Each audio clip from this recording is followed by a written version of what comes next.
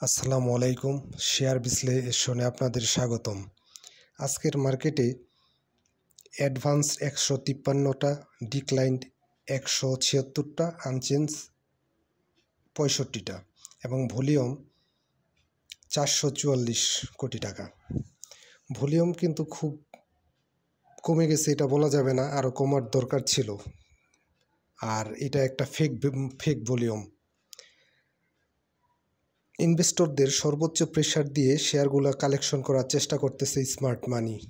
Smart মানি মূলত মার্কেটটাকে নিয়ন্ত্রণ করে এবং শেয়ার যতটুকু কারেকশন হয়েছে আর খুব বেশি কারেকশন হবে না। হয়তো আগামী সপ্তাহ থেকে আমরা মার্কেটের একটা পরিবর্তন দেখব।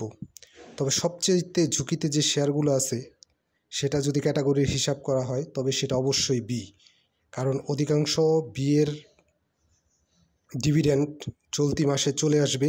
সেক্ষেত্রে যেগুলো জেডে চলে যাবে, যার ইপিএস ভালো না, সেগুলা জেডে চলে যাবে। এবং যাদের কাছে বি আছে তারা সাবধানতা অবলম্বন করবেন, অবশ্যই সাবধানতা অবলম্বন করবেন। ডিভিডেন্ডের আগে কোনো প্রকার অ্যাভারেজ করা যাবে না।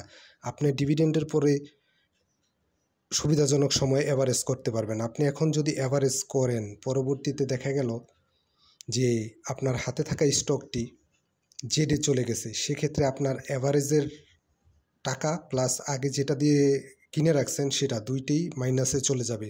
সেক্ষেত্রে ধৈর্য ধরেন, বি থেকে অ্যাভারেজ করা বিরত থাকেন।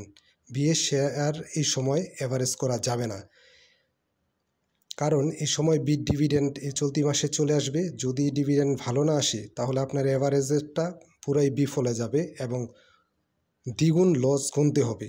সেক্ষেত্রে বির ক্ষেত্রে সর্বোচ্চ সতর্কতা অবলম্বন করুন, অ্যাভারেজ করা থেকে বিরত থাকুন।